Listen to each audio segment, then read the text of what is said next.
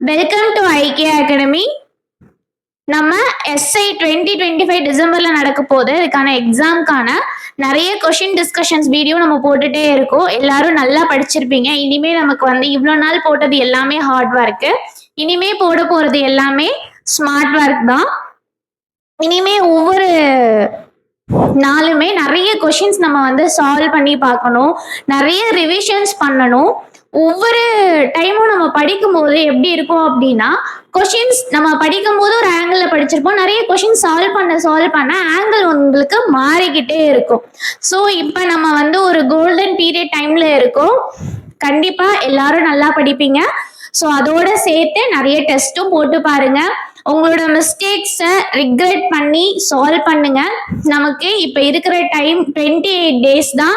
அந்த 28 daysல நம்ம என்ன பண்ண போறோமோ அது எல்லாமே, நம்ம எடுக்கிற ஒவ்வொரு ஸ்டெப்பும், நம்ம போடுற ஒவ்வொரு எஃபோர்ட்டுமே அப்படியே நம்மளுடைய கனவை அடையறதுக்கான ஒவ்வொரு ஸ்டெப்புமே முன்னோக்கி போறது. மற்றவங்களை விட நம்ம முன்னாடி போறதுக்கான ஒவ்வொரு ஒர்க்குமே ஒரு ஸ்டெப் தான்.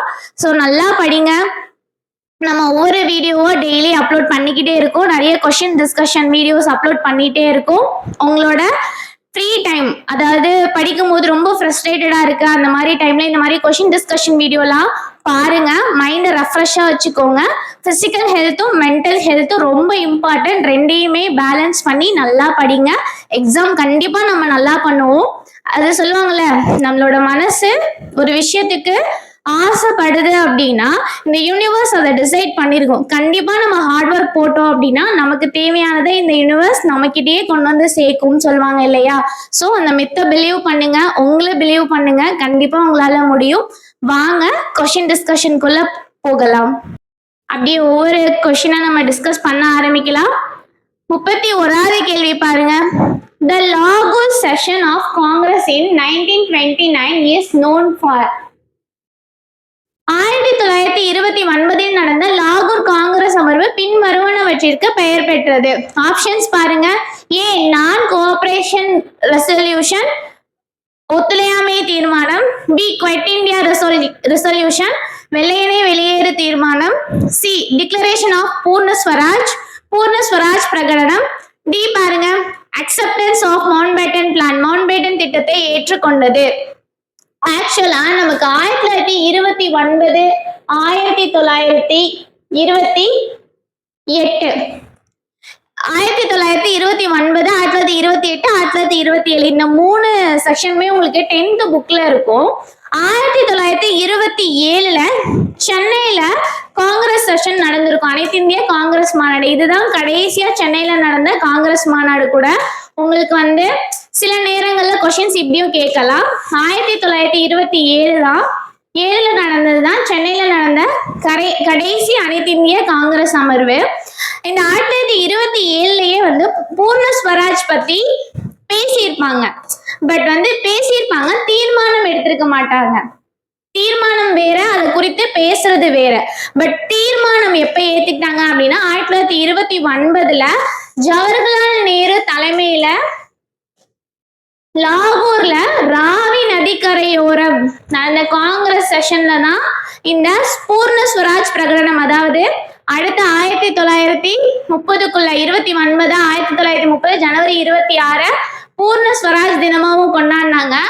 அந்த டேவை ஞாபகப்படுத்துற விதமா தான் நம்ம என்ன பண்ணியிருக்கோம், கான்ஸ்டியூஷன், இந்திய அரசியலமைப்பு 1949 நவம்பர் 26 எல்லாரும் ஏத்துக்கிட்டாங்க. ஆனா நடைமுறைக்கு வந்தது இதே நினைவூட்டும் விதமா ஜனவரி 26ல நடைமுறைப்படுத்தியிருப்பாங்க 1950ல. ஸோ இதை ஞாபகம் வச்சுக்கோங்க.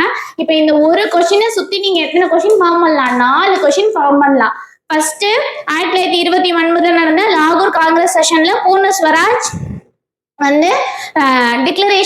டிக்ளரேஷன் ஆஃப் பூர்ண ஸ்வராஜ் அதை ரெப்ரசன்ட் பண்ற விதமா தான், ஞாபகப்படுத்துற விதமா தான் 1950ல என்ன பண்ணியிருக்காங்க, நம்மளுடைய இந்திய அரசியலமைப்பு புத்தகத்தை நடைமுறைக்கு கொண்டு வந்தாங்க.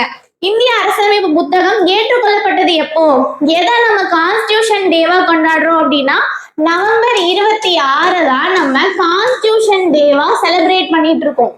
நவம்பர் 26 கான்ஸ்டியூஷன் டே. ஜனவரி 26ல தான் அது நடைமுறைக்கு வந்தது. ஸோ இதை சுத்தி அடுத்த 4வது கொஸ்டின் காங்கிரஸ் செஷன் எது அப்படின்னா 1927. பூர்ண ஸ்வராஜ் குறித்து முதல்ல பேசின இதுவும் எப்போ அப்படின்னா சென்னை காங்கிரஸ் செஷன்ல தான் இதை பத்தி பேசியிருப்பாங்க. அடுத்த கேள்வி பாருங்க. Who founded the Forward Bloc in 1939? 1939 forward பிளாக்கை நிறுவியவர் யார்? யாரு? இதுக்கு நமக்கு ஈஸியாவே ஆன்சர் தெரியும். யாரு? ஆப்ஷன் ஏ பாருங்க, ஜவஹர்லால் நேரு. ஆப்ஷன் பி சுபாஷ் சந்திர போஸ். Option C Sardar Vallabhbhai Patel.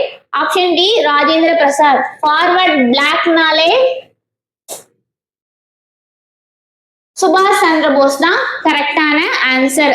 இந்த ஃபார்வர்ட் பிளாக்கை பொறுத்த வரைக்கும் இந்த கட்சியில இது கட்சிக்கு அப்புறம் ஒரு இந்திய தேசிய ராணுவத்துல பங்கேற்றிருப்பாரு. இந்தியன் நேஷனல் ஆர்மி, INAன்னு சொல்லுவாங்க.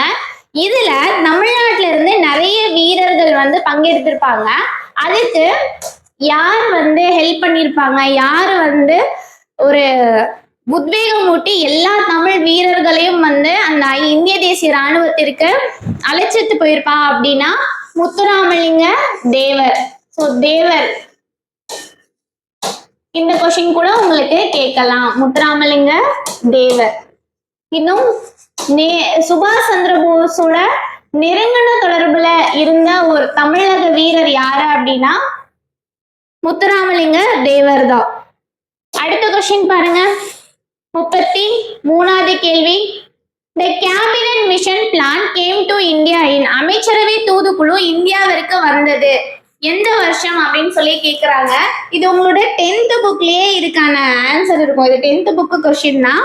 கரெக்டான ஆன்சர் என்ன? 1946ல அவங்க இங்க வந்திருப்பாங்க. மார்ச் மாதம் போல கேபினெட் மிஷன் இந்தியாவுக்கு வந்து இந்த கேபினெட் மிஷன் மூலமா தான் நம்ம என்ன பண்ணோம், இந்திய அரசியல் நிர்ணய சபையை உருவாக்கி இருப்போம். அதாவது கான்ஸ்டிடியூஷன் அசம்பிளி. இந்த கான்ஸ்டிடியூஷன் அசம்பிளி தான் நம்மளுடைய இந்தியன் கான்ஸ்டிடியூஷன் புக்கை மேக் பண்ணுச்சு. அடுத்த கொஸ்டின் பாருங்க. The United Nations was established in the year. ஐக்கிய நாடுகள் சபை நிறுவப்பட்ட ஆண்டு எது? ஆப்ஷன்ஸ் பாருங்க. ஏ 1919, பி 1939, சி 1945, டி 1950. கரெக்டான ஆன்சர் என்ன அப்படின்னா ஆப்ஷன் சி 1946. அப்ப எப்படி ஞாபகம் வச்சுக்கலாம்?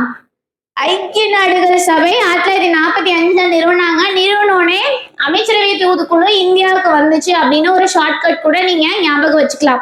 ஐநா சபை ரிலேட்டடான கொஸ்டின்ஸ் வந்து எல்லா எக்ஸாம்ஸ்லயுமே கண்டிப்பா வந்துட்டே தான் இருக்கு. ரிப்பீட்டட் கொஸ்டின்ஸ் தான் இதெல்லாம். ஸோ நல்லா ஞாபகம் வச்சுக்கோங்க. 1945ல யுனைடெட் நேஷன்ஸ் ஃபார்ம் பண்றாங்க. கேபினெட் மிஷன் அடுத்த வருஷமே இந்தியாவுக்கு வருது அப்படின்னு ஞாபகம் வச்சுக்கோங்க. அடுத்த கொஸ்டின் பாருங்க. The French Revolution began in. பிரெஞ்சு புரட்சி தொடங்கியது எந்த வருஷம் தொடங்கினதுன்னு கேட்டிருக்காங்க. ஆப்ஷன்ஸ் பாருங்க. A 1776, B 1789, C 1815, D 1848. கரெக்டான ஆன்சர் என்ன? Option B 1789. இது உங்களுக்கு 10th புக்ல இருக்கும். இது எப்படி ஞாபகம் வச்சுக்கலாம்னா ஃபர்ஸ்ட் 1 போட்டுருங்க. 7, 8, 9 வரிசையா இருக்கா, இப்படி கூட இதை ஞாபகம் வச்சுக்கலாம். பிரெஞ்சு அப்படின்னாலே 7ல இருந்து ஆரம்பிக்குதுன்னு ஞாபகம் வச்சுக்கோங்க. அடுத்து 6th கொஸ்டின் பாருங்க. The Second World War ended with the surrender of Japan. இரண்டாம் உலக போர் ஜப்பானின் சரணடைதலுடன் முடிந்தது. எந்த நாள்ல, எந்த மாதம், எந்த வருஷத்தோட முடிஞ்சதுன்னு கேட்டிருக்காங்க. கரெக்டான ஆன்சர் என்ன? ஆப்ஷன் சி ஆகஸ்ட் 1945ல முடிஞ்சது. அடுத்து 7th கொஸ்டின் பாருங்க. Consider the following statements about the Indian National Congress. Indian National Congress பத்தின ஸ்டேட்மெண்ட்ஸ் கொடுத்திருக்காங்க. 1. It was founded in 1885 by A.O. Hume. Alan Octavian Hume. இதோட விரிவாக்கம் என்ன அப்படின்னா Alan Octavian Hume. ஞாபகம் வச்சுக்கோங்க. சம்டைம்ஸ் இப்படியும் கொடுக்கலாம். ஆக்டேவியன் மட்டும், ஆலன் ஆக்டேவியன் மட்டும் கூட கொடுக்கலாம். ஸோ அதனால ஞாபகம் வச்சுக்கோங்க. ஏஓ ஹியூம்னா ஆலன் ஆக்டேவியன் ஹியூம்.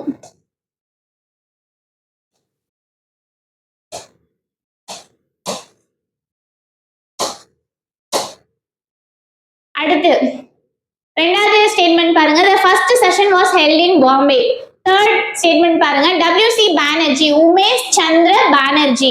இது வந்து உமேஷ் சந்திரன் வரும்.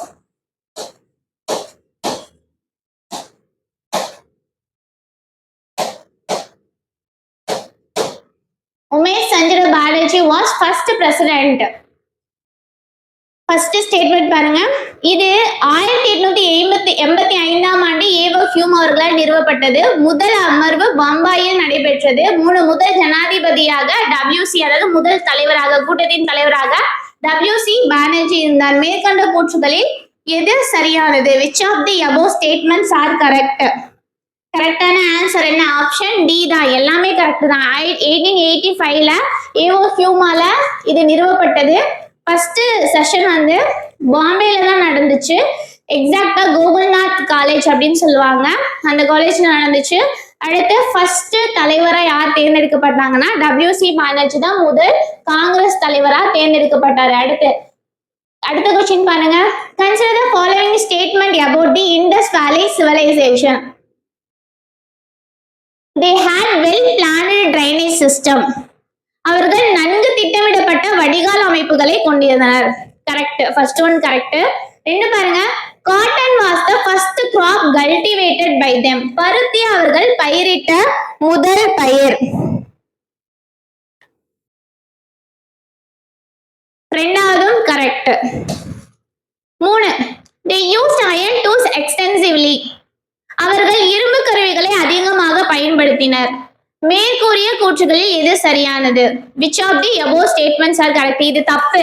ஏன் அப்படின்னா சிந்து சமவெளி நாகரிக மக்கள் அதிக அளவுல செம்பு, வெண்கலம் இதை பயன்படுத்தினாங்க. முக்கியமா சொல்ல போனா செம்பு, மட்பாண்டங்கள் அவங்க கிட்ட ஜாஸ்தியா இருக்கும். இவங்களுக்கு இரும்பு பத்தியே தெரியாது. இரும்பு பத்தியும் தெரியாது, அவங்களுக்கு குதிரை பத்தியும் தெரியாது. ஆனா ராகி கற்கில குதிரையோட எலும்புகள் கிடைச்சிருக்கு. சோ அது மட்டும் ஒரு அபிஷியல் வந்து ஒரு கன்ஃபியூஷன்லயே இருக்கு. குதிரையோட எலும்புகள் வந்து ராகி கற்கில கிடைச்சிருக்கு. ஆனா அவங்களுக்கு குதிரையை பத்தின புரிதல் இல்லை அப்படின்னும் சொல்லியிருக்காங்க. ஆனா இரும்பு வந்து அவங்களுடைய காலங்கள்ல பயன்படுத்தப்படல. அதனால அதை நல்லா ஞாபகம் வச்சுக்கோங்க. அப்ப தேர்ட் ஒன்ஸ் வந்து தப்பு. இப்ப கரெக்டான ஸ்டேட்மெண்ட் தானே கேட்டிருக்காங்க. அப்ப கரெக்டான ஸ்டேட்மெண்ட் எது? 1 and 2 ஒன்லி ஆர் கரெக்ட். அடுத்த கொஸ்டின் பாருங்க, 9வது கேள்வி. Consider the following statements.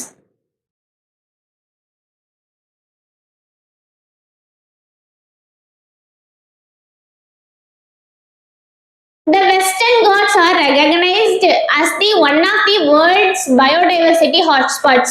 பின்வரும் கூற்றுகளை கவனியுங்கள். மேற்கு தொடர்ச்சி மலைகள் உலகின் பல்லுயிர் பெருக்கத்தின் முக்கிய இடங்களில் ஒன்றாக அங்கீகரிக்கப்பட்டுள்ளன. கரெக்ட். ரைட் தானா? அடுத்த ரெண்டாவது ஸ்டேட்மெண்ட் பாருங்க. The Eastern Ghats are continuous like the Western Ghats. கிழக்கு தொடர்ச்சி மலைகள் மேற்கு தொடர்ச்சி மலைகளை போலவே தொடர்ச்சியாக உள்ளன. மேற்கூறிய கூற்றுகளில் எவை சரியான? which of the above statement is correct? நமக்கே தெரியும் கிழக்கு தொடர்ச்சி மலை வந்து ஒரு தொடர்ச்சியற்ற மலைத்தொடர். ஏன் அப்படின்னா நம்மளுடைய எல்லா நதிகளும் எங்க உற்பத்தி ஆகுது? மேற்கு தொடர்ச்சி மலைகளை உற்பத்தி ஆகி கிழக்கு தொடர்ச்சி மலை வழியா போய் பே ஆஃப் பெங்கால்ல கலக்குது. இப்படி கலக்கும் போது மலையோட கண்டினியூவேஷன் என்ன ஆகுது? அது வந்து பிளவுபடுது. அந்த கண்டினியூவேஷன் தொடர்ச்சியா வரல. தொடர்ச்சிகள் வந்து தொடர்ச்சியற்ற மலைத்தொடர் தான் கிழக்கு தொடர்ச்சி மலைகள். உங்களுக்கு இது 10th புக் சோசியல் சயின்ஸ்லயே இருக்கும். கரெக்டான ஆன்சர் என்ன? Option A. அடுத்த கேள்வி பாருங்க, 10வது question. The statement 1, the Thar desert lies mainly in Rajasthan. Statement 2, it reserves very high rainfall due to the southwest monsoon. தார் பாலைவனம் ராஜஸ்தானில் அமைந்துள்ளது. தென்மேற்கு பருவமழை காரணமாக இது அதிக மழை பொழிவை பெறுகிறது. இதுல நம்ம ஈஸியா வந்து ஃபைன் பண்ணிடலாம். எப்படி அப்படின்னா இது கொடுத்ததே டெசர்ட்ன்ட்டாங்க. டெசர்ட் எப்படி இருக்கும்? பயங்கர வெப்பமண்டலமா இருக்கும். அங்க வந்து மழையே கிடையாது. அப்ப ரெண்டாவது ஸ்டேட்மெண்ட் தப்பு, ஃபர்ஸ்ட் ஸ்டேட்மெண்ட் கரெக்ட். ஆனா இது நிறைய தார் டெசர்ட் வந்து எந்த பிளேஸ்ல அமைஞ்சிருக்குன்னு நம்ம நோட்டீஸ் பண்ணோம். அது கரெக்ட் தான். தார் டெசர்ட் எங்க இருக்கு? ராஜஸ்தான்ல தான் இருக்கு.